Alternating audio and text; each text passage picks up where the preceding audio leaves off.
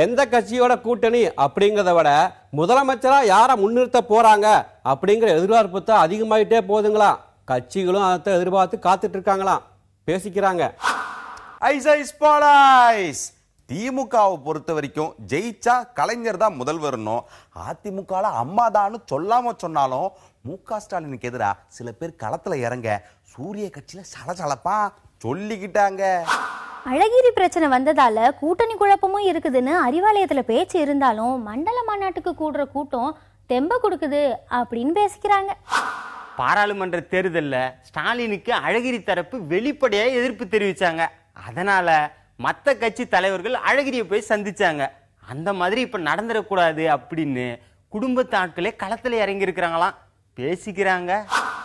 ஆனா திமுக மாவட்ட செயலாளர்களை பயன்படுத்தி ஊருக்கு பேட்டி கொடுத்ததுதான் அழகிரி தரப்புக்கு கோபத்தை உண்டாக்கி இருக்கா.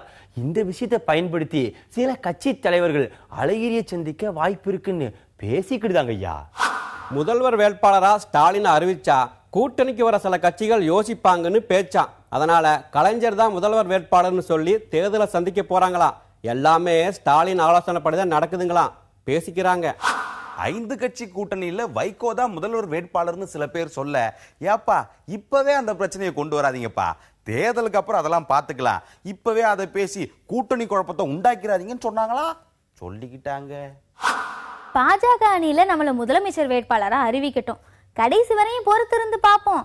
அதுக்கு வாய்ப்பு இல்ல அப்படின்னு முடிவாயிட்டா அதுக்கப்புறம் வேணா அடுத்த அணிக்கு போய்க்கலாம் அப்படின்னு கேப்டன் முடிவோட இருக்கிறாராம், பேசிக்கிட்டாங்க.